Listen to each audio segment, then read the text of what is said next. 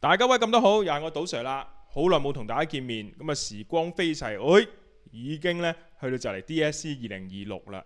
咁啊每年考完 DSE 咧，都梗會有人話考評局咧變咗啦，以前學嗰啲計數機神技，俾考評局 ban 晒啦。咁啊究竟係咪事實呢？咁好老實講，由我2012年開始教 DSE，每年都聽一次呢個咁嘅説話嘅。咁究竟係唔係呢？咁啊講多無謂 ，take action 最實際。接下落嚟呢，我就會分享8段啊，其實就8條題目啦，係2025 MC 題嘅技巧教學。咁係我嘅1對1私人補習嘅片段嚟嘅，咁我剪輯出嚟俾大家。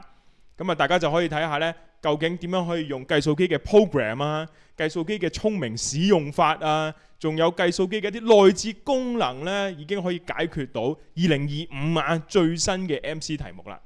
咁啊，事不宜遲，我哋正式進入 program 嘅環節先，開片。呢題嘅立體揾夾角題目呢，其實好適合係用 program 屈晒啲邊啊角出嚟嘅。咁依家我示範一次俾你睇先。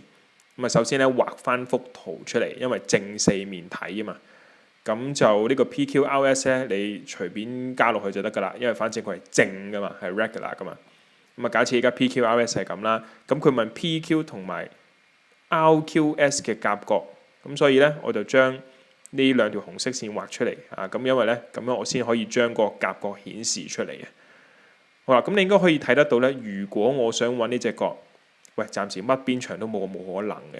咁但係呢個就係一個好處啦。我當佢係1咯，我求其當一條邊係1咯。咁於是乎我只需要揾翻嘅咧就係咁。如果藍色嗰條係1，咁紅色嗰條係幾多先？我就將譬如PRS 呢個面抽出嚟，其實嗰條紅色線就係呢條啦。咁點樣計咧？邊長係1啊嘛，咁下低一半咁啊0.5啦。咁而且因為佢係等邊三角形，所以咧就夾過60度。咁你就會見到，如果我想揾個紅色線出嚟，當然我知道你 Pythagoras 啊又好啦，咩 sin cosine tangent 都好啦。但係如果我有 program 咧，睇住啦，我只需要打啲嘢落去就得啦。邊長係1就打-1，度數係60就打60，邊長0.5就打-0.5，跟住佢就會順翻我呢個次序咧，俾翻晒啲資料我嘅1、60、0.5，跟住90因為嗰隻係90度，但我哋唔要啦，再撳一下。呢個咪就係紅色嗰條線嘅邊咯。咁我哋就當好似抄低電話號碼咁樣咧，係咁依抄幾個數0.866。咁即係話紅色嗰條邊咧就係0.866。咁因為幅圖對稱嘅，下低嗰一條嘅紅色線咧都係0.866。咁呢個時候我哋終於可以抽個面出嚟啦，即係 PQ1 另外兩條紅色線咁跟住問號就係我哋要嘅夾角。咁由於嗰兩條紅色線係0.866啊嘛。咁咪照抄落去咯。你見到呢個三個人已經知道3樣嘢啦。我哋再用多次相同嘅呢個 program， 今次輸入呢3條嘅邊譬如邊長係1咧，就打-1；邊長係0.866咧，就打-0.866。另一條邊0.866又係啦，-0.866。跟住佢就會順翻我呢個次序咧，俾翻晒啲資料我嘅1啦。下一個咧就係我哋要嘅角度啦。所以隻角度咧就係54.7度。咁我哋再睇翻啲 option 咧。最接近嘅咧，就應該係嗰個55度啦。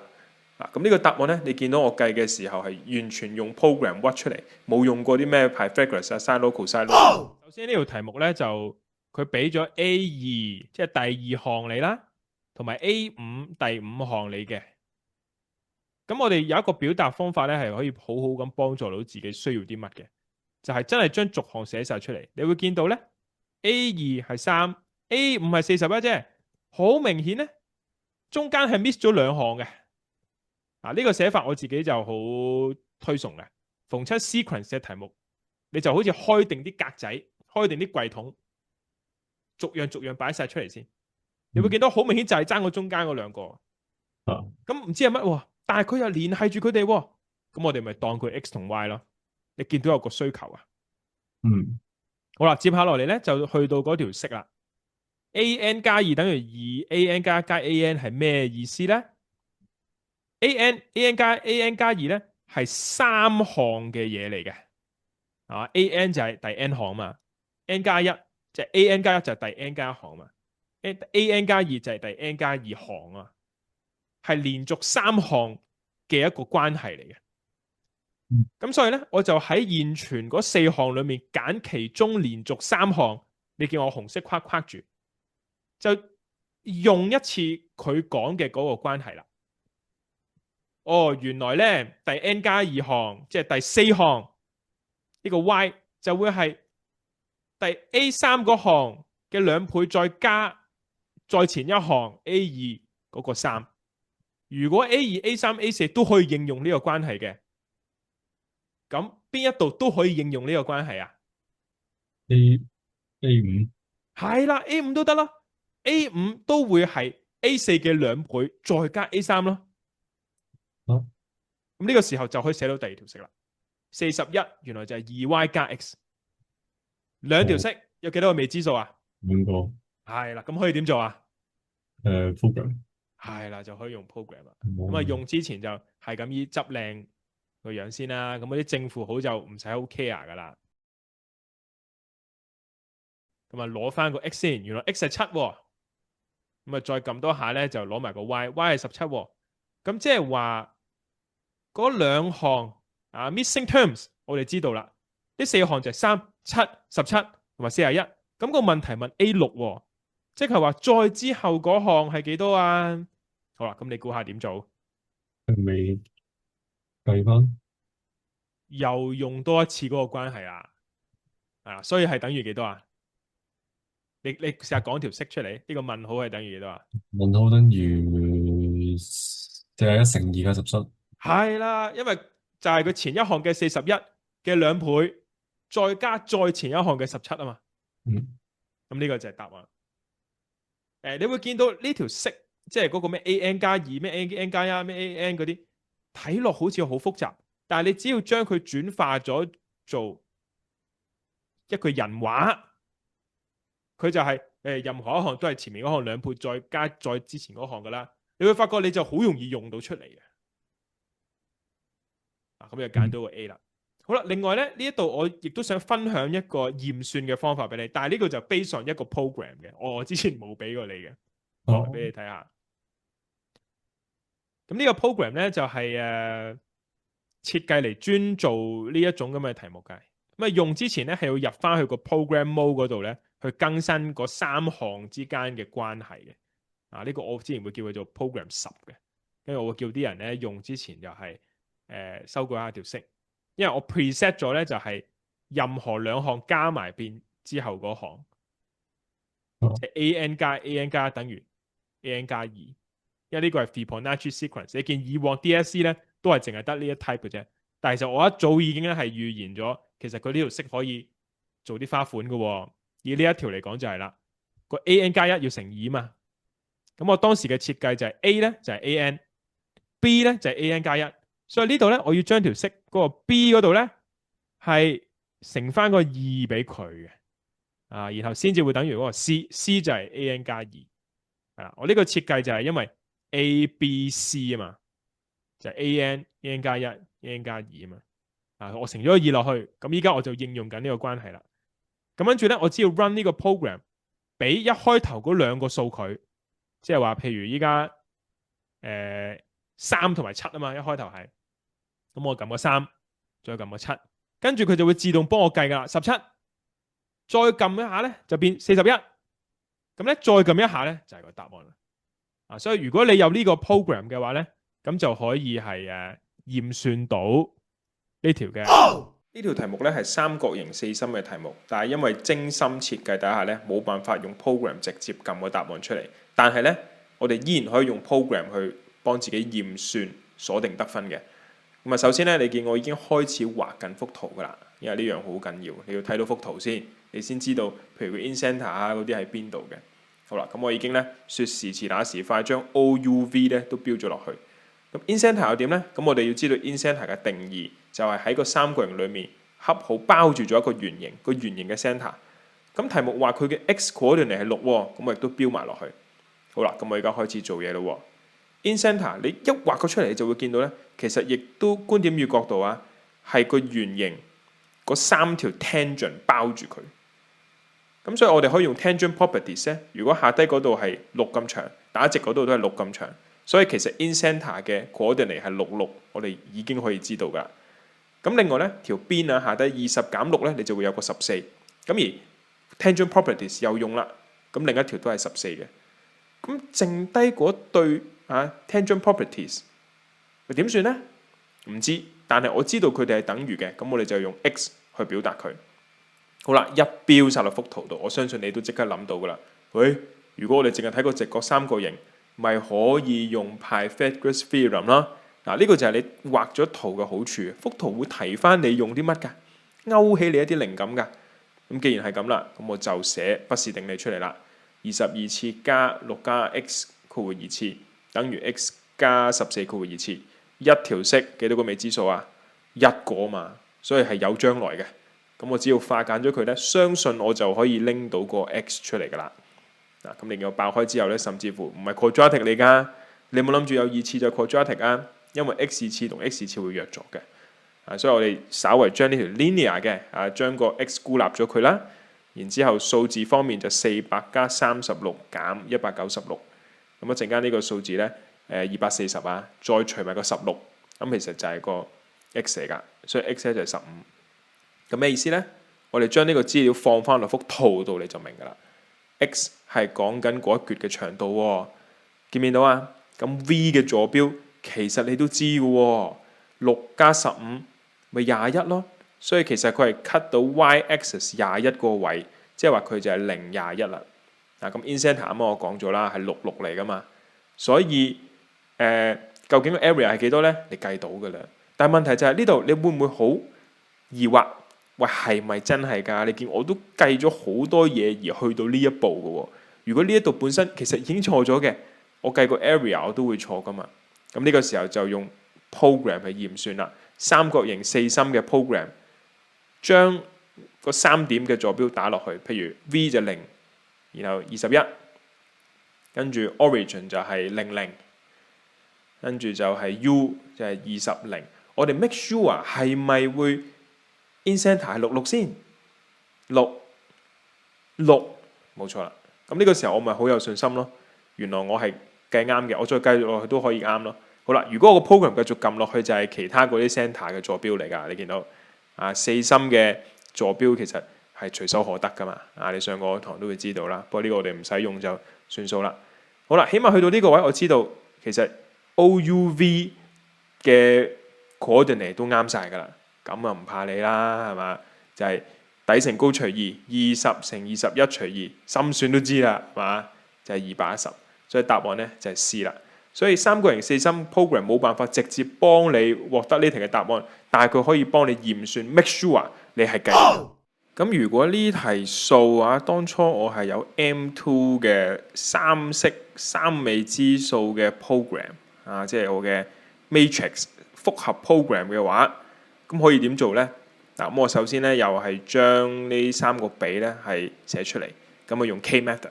但係你留意咧，我寫嘅時候個格式見唔見到我 alpha 加2 beta 之後有個空格啊？跟住第二條式咧，我又好似alpha 嗰度有個空格咁樣。咁點解要咁寫咧？第三條式又係咁有啲空格嘅咧咁樣。呢個咧 M2 嘅同學都唔會陌生噶啦，因為我想對齊翻嗰3個未知數就係 alpha 啦、beta 啦同埋 gamma。我咁樣寫咧，首先我就當個 K 等於1變翻做3條式3個未知數先。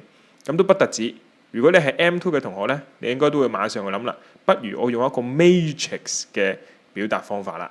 120、012、201，我啲0咧好容易睇到出嚟嘅，因為我寫嗰3條式嘅時候已經預留咗3個空格啊嘛。咁你見到啦，然後再乘以 alpha、beta、gamma 咧就會等於495啦。咁我變咗做呢個 matrix form 咧，自然我就可以用翻我 matrix 嘅複合 program。M2 嘅同學咧都會有噶啦。然後就左至右上至下咧順序將嗰個3乘3嘅 matrix 嗰9個 number 咧打咗落去先。話俾個計數機聽咧，依家有個咁樣嘅 square matrix。然後咧再將右手邊495打直咁樣輸入落去495。咁佢第一個彈出嚟嘅數咧2/3就係個 alpha 嚟噶啦。咁我稍為抄低佢先。跟住咧 beta 咧就係5/3。咁理論上其實你應該已經睇到個答案啦，係嘛？但係我循例咧都將個加埋都寫埋出嚟，就係11/3。咁然後佢問 alpha 比 beta 咯，咁用翻啱啱我哋計出嚟嘅數字咯，就係2/3同埋個5/3，咁啊亦都懶一懶啦嚇，將個2/3除5/3，將個答案咧展現喺自己眼前先啊，心算都費事啦。OK， 2/5咧就係個答案啦，所以就係 A。呢個就係 M2 嘅方法啊，點樣去解決呢一條咧 Core 嘅 MC 啦。咁至於點樣可以獲得上述嘅 program 呢？當然就係報讀我嘅網絡課程啦。初中嘅數學又有，高中嘅數學又有，M1、M2 亦有嘅。咁而至於啱啱嗰條數冇 M2 program 嘅話，係咪就冇 skill 可以解決呢？非也非也。接下落嚟呢，我就會話俾你聽，計數機嘅聰明使用法都可以咧係用 skill 提升呢一條嘅解題速度嘅喎。開片。咁假設喺冇 M2 嘅三式三未知數聯立方程嘅 program 底下，呢題可以點樣用普通 core 嘅技巧去解決呢？首先都係用翻嗰個 K method 去寫。你見到 alpha 加2 beta 就唔係都要4啊，都要4K。beta 加2 gamma 咧，亦都唔係9啊，係 9K。跟住 gamma 加2 alpha 咧，亦都唔係5啊，係 5K。我哋照寫咗先。我哋起碼望得到佢係一個3條式4個未知數 alpha、beta、gamma、K 嘅題目。好啦，個重點嚟啦，3條式解3個未知數，佢有4個掂啦。嗱，見唔見到我喺度做啲咩？我就係善用佢呢個嘅彈性。既然3條式解到3個未知數，你依家俾4個我，即係益我啦。我可以當其中一個英文字係數字。咁而呢題我係當咗加埋做1嘅，你應該睇到個畫面，我係做呢樣嘢。點解我會有呢個選擇呢？其實同個問題好有關係，因為個問題問到 alpha 比 beta 啊嘛，即係你想唔侵加埋玩啦。調翻轉講啊，你都唔關心加埋係幾多，既然你唔關心加埋係幾多，我又有呢個自由度啦，我當佢係1算數啊。嗱，呢個就係 Core 嘅同學，即係喺冇 M2 program 嘅情況底下咧，可以用嘅方法，代加埋做1。咁代咗加埋做1之後都未得嘅喎，咁你都係仲有3個未知數嘅喎，嗰個 K 都仲阻住㗎。你揾 alpha 揾 beta，你仲要整走個 K 啊？但係呢個 K 整走係好容易啊嘛，因為右手邊大家都有 K， 你一 over 大家，譬如呢個1式除2式咧，你個 K 咧馬上就會消失咗啦，係嘛？呢個係好廉價嘅未知數嚟嘅，一除就冇咗啦。咁接下落嚟都預知得到啦，呢條式淨係得 alpha 同 beta， 你咪化簡佢咯。化到最後咧，就會有一條 linear 嘅 equation 係啦。譬如以呢一個畫面呢度嚟講咧，就係9 alpha 加14 beta 等於8，直頭都已經係嗰個聯立方程嘅樣子啦。係咪？咁我攞住一條式先。咁另外第二條式咧，都係用翻同一個道理。今次譬如2式除3式咁樣，咁跟住咪照寫咯。beta 加2乘1就2啦。然後1加2 alpha 就係個分母啦。咁跟住右手邊就 9K 除 5K 嘅時候咧，又約咗個 K 啦，係嘛？一樣啫嘛，成個結構係一樣啫嘛。咁你都預示得到，再化簡落去咧，應該又會有一條 linear equation 咧，係只係得 alpha 同埋 beta 嘅。咁甚至乎你可以執到個樣咧，就係幾多個 alpha，例如呢個-18個 alpha，跟住就幾多個 beta 加5 beta 就等於-1。咁呢個咪正正就係聯立方程嗰個 format 咯。咁所以呢個時候你就可以用program 撳翻個 alpha 同埋 beta 出嚟。咁係咁依抄低佢先，因為陣間你仲要比嘅 beta 就係5/11，咁應該睇到已經係2/5啦。但係假設你都唔知啦，你當個比係除，咁你只需要撳2/11除5/11咧，咁你就見到 exact 你就係嗰個 option 2/5啦，係會喺埋你個眼前嘅。所以就係 A。呢個就係咧喺冇 M2 program 嘅情況底下咧，都可以用到 skill 嘅解決方法。就係我唔好當佢一條線，我淨係用佢一啲好具體嘅點去做。譬如呢一點 x 係0嘅時候 y 係12，不過用嘅時候咧有少少修正，因為佢個 x 軸唔係 x，y 軸唔係 y，所以唔係 x 係零，係 log 25x 等於零，log 5y 等於12。嗱，我個諗法就係、我先將佢呢一個 point 所代表嘅 situation 化簡翻出嚟，究竟當 x 係幾多嘅時候 ，y 係幾多啊？即係話我唔係代 point 嘅，嚴格嚟講，我係代緊一個 situation。咁暫時呢個 situation 俾嗰啲 log 嗰啲鬼五馬六遮住咗，咁我就拆咗先。譬如 x 咧就會係25嘅零次啦，解咗個 log 佢。y 咧就係5嘅12次啦，攞翻呢一個 situation 出嚟先。呢個 situation 即係咩啊？就係話當 x 係25嘅零次嘅時候咧 ，y 就係5嘅12次啦。呢個 situation 係可以代落去佢哋之間嘅關係嘅喎。咁我就真係代落去啦。你見到我就係喺個 point 嘅層面拎走啲 log。咁呢條 log 嘅題目就變咗唔係 log 嘅題目啦。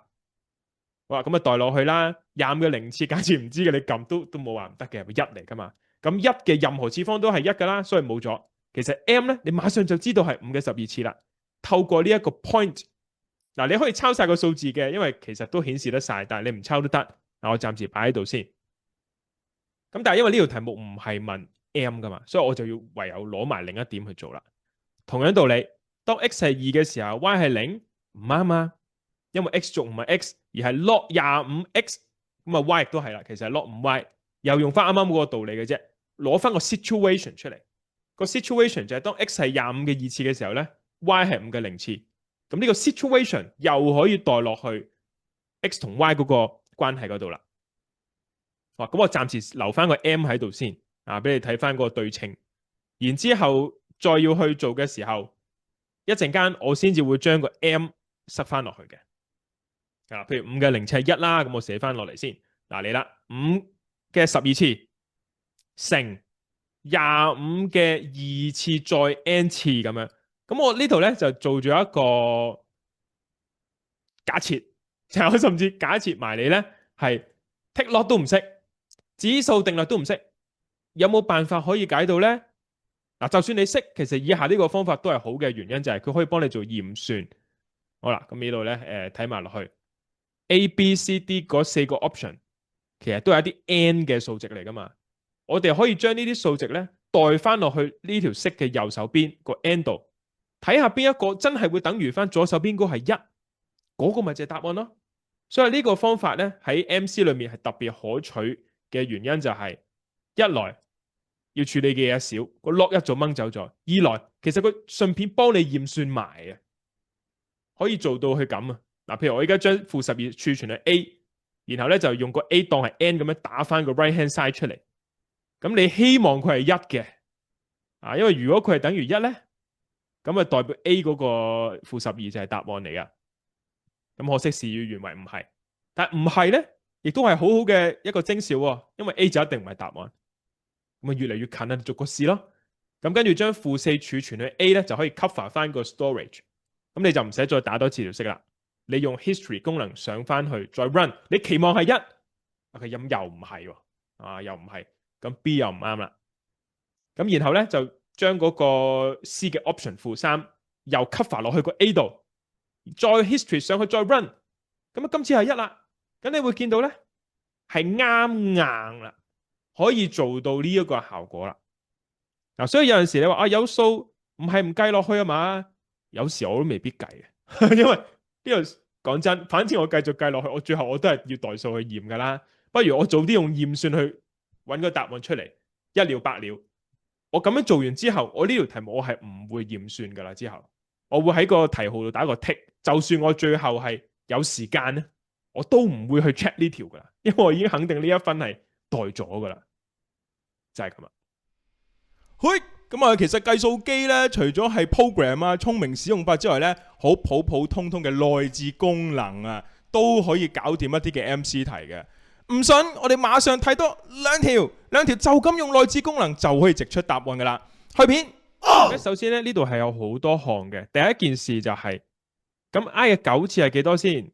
咁我建議咧就係攞部計數機出嚟撳，咁但係你撳 I 9次咧係唔得嘅，呢個你應該都知道啦，4次以上就唔得嘅。但係我哋可以撳9個 I 噶嘛，我哋起碼攞咗個起點，唔好喺考試嗰度 careless mistake 先。原來佢係 I 嚟嘅，呢一下係一定冇錯噶嘛。咁跟住我哋就可以如此類推去數落去啦。I 之後你再乘個 I 就變負一啦，即係 I 二次啦。I 嘅11次咁就變 I 3次，即係其實係負 I 啦。呢啲你知道都知㗎。就變咗個成條題目最大嘅問題就係、究竟最尾嗰個 I 999次係幾多？我哋都冇辦法撳999個 I 出嚟㗎嘛。好啦，接下來呢個展示方法咧，你可以學下嘅就係打棟寫，而且每4個一排。因為你知道，譬如 I 啦、負一啦、負 I 啦，下一個又會跳翻去1噶嘛，所以 I 12次係1，所以你再乘個 I 落去咧，又變翻 I 就開始輪迴啦。咁跟住I 13次啊咁樣啦，就開新一個 column，就寫翻一個 I 9次隔離啦，因為佢都係 I 嘛，咁如此類推咁樣數。嗱，咁樣數有咩好處咧？就係當你要去數嘅時候，數呢個位。數12、16，再下一個係幾多啊？應該係 I 20。係啦，應該係 I 20啦。諗起上嚟嘅時候咧，會比較簡單嘅，因為12、16、20呢啲都係咩啊？都係4嘅倍數。係啦，呢啲都係4嘅倍數嚟嘅，所以就算你知道個規律，I 不斷都係加4噶啦。究竟你係睇9、10、37、10、14、18？定係11、15、19，定係最低呢個12、16、20咧，其實都有優劣之分嘅。我咧就一定會睇下低呢個12、16、20，我就唔需要透過 AS 去諗個數字去到幾多咧，就係第幾行啦咁樣。我唔需要透過 AS 啊，我只需要透過小學學嘅乘數表12、16、20咁就得啦。咁所以咧，去到最尾 I 999次嘅時候，我哋唔需要執着佢咩除4餘幾嗰啲唔使啊，我哋揾個最近佢嘅4嘅倍數，咁我相信1000你應該好容易就會諗到出嚟啊嘛。我哋定翻佢喺邊一排就得啦。1000一定容易過你去諗其他嗰啲數值，因為好明顯佢就係4嘅倍數。咁佢唔要加，你咪最後先查咗佢咯。好似而家我畫面咁樣。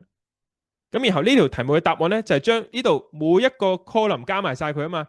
但係你見到恰好咧，每一個 column I 同負 I 約咗，負一同1約咗，其實全部都係0嚟嘅。每4個連續嘅 I 次方加埋咧就係0嚟嘅。所以呢啲你全部唔使理佢，你要理嘅咧就係最後嗰3個啫嘛，係嘛？咁第一個係 I，第二個係負1啊嘛，第3個係負 I 啊嘛。咁 I 同負 I 約咗，所以剩低咧就只係得翻個負1喺度。所以呢題嘅答案咧就係負1啦。呢個方法咧，我相信你一定係能夠做到嘅，只不過個分別就係喺呢題學到啲乜呢？就係學我呢一個4個4個嘅排列嘅表達方法，或者你喺個腦裏面嘅見到嘅影像，同埋選擇用4嘅倍數去數，而唔好俾佢個題目牽住鼻子走。哇，999唔係4嘅倍數喎，咁點算呢？你攞夠佢1000。首先呢條題目個表咧係好有誤導性嘅，個 number draw 咧其實係冇意思嘅。真正有意思嘅係咧，你 draw 到嗰個 number 嘅機率係幾多先？因為 expected number 係同機率係有關噶嘛。所以第一步咧，我哋要考慮個機率。譬如你抽到2號嗰張卡嘅機率係幾多先？6張有3張啊嘛。咁個機率就係3/6。其實你要將啲機率咧抽取翻出嚟先，用個 number of token 同佢出現嘅機率去計一個平均數，咁咧就係 expected number of tokens 嚟噶啦。咁所以如果要計平均數咧，我哋又可以攞部計數機統計模式 Mode 4，跟住咧就輸入翻啲資料落去，例如 number of token 係10，就打個10。好啦，但係呢個10咧，佢係有一個權重嘅，佢嘅機率係3/6嘅，唔同另外嗰3個15啊、25啊、50啊，佢哋係比較罕見啲噶嘛，佢哋係1/6嘅啫嘛，所以我哋要俾翻個權重佢，好似我哋計 weighted mean 咁樣，撳個分號，然後打翻個權重落去，跟住撳 M 加，如此類推，將另外嗰3個都打埋落去，即係話先打個 value，跟住分號，再打個權重，然後撳個 M 加。撳晒呢個畫面應該會顯示 line 等於4嘅。應該得。好啊，然後我哋撳翻個 mean 出嚟就得啦。記唔記得呢個 SD mode 點樣撳個 mean 出嚟啊？ Shift 21。